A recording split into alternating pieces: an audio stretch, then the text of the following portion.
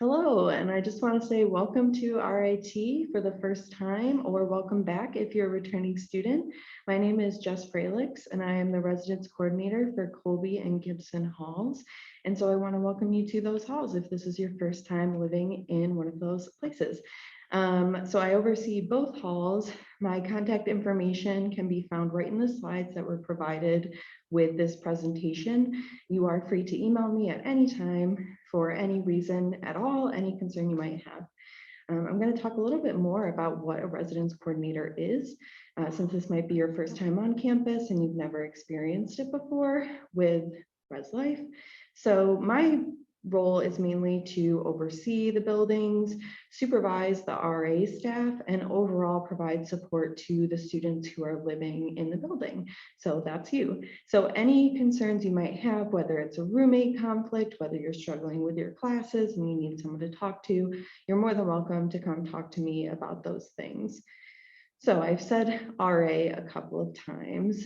RA stands for resident advisor, and all of you will have a resident advisor assigned to you, who you will hopefully meet in the first couple of days that you're on campus. The RA is there for direct support if you need someone to talk to.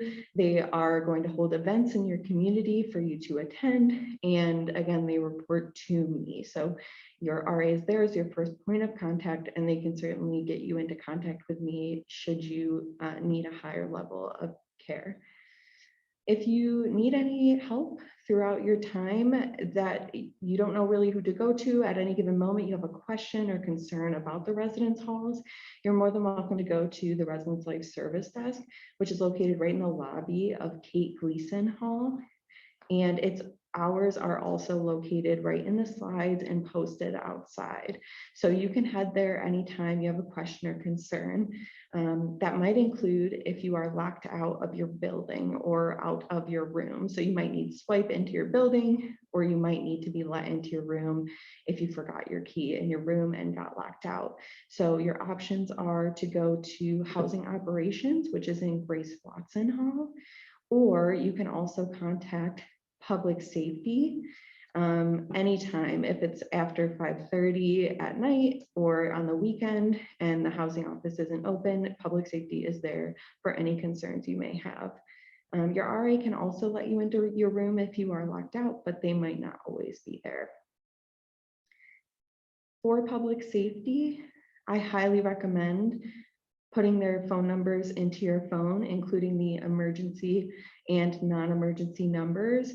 Public Safety should be your first point of contact if you ever have any kind of emergency or for really any reason. Public Safety is happy to help any student at any time for any reason. I also recommend that you download our Tiger Safe app. That's a great way to also say you're in the library late and you need to walk back to your residence hall. Public Safety is happy to do that, and you can request that right through the Tiger Safe app. Now I'm just going to give a little brief overview of some policy considerations as you move into the residence hall, possibly for the first time.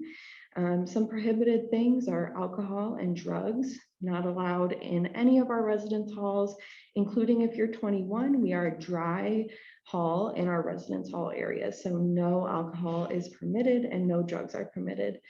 Additionally, there's no smoking within 25 feet of any apartment or residence hall complex. There are designated smoking areas around campus that you're more than welcome to utilize. And then I'm just going to talk through some things that you should not have in your room. So there are a few things that typically students will bring with them that are not allowed for the reason of fire hazard. So first being extension cords of any kind or multi-use adapters in the wall. The only thing that is allowed is a surge protector. It has to be a surge protector, and that is for fire safety again. Additionally, no tapestries or flags. LED lighting is allowed, but it has to be LED, and then candles are also prohibited. An extensive list can be found in the terms and conditions online, so take a look to make sure that you're staying within what is allowed in your room. And last thing to discuss is You should fill out your roommate agreement with your roommate if you haven't already, and if you have a roommate. It's a great resource to make sure that if conflicts arises throughout the year, we can reference the roommate agreement and make sure that you and your roommate are able to coexist peacefully in your room.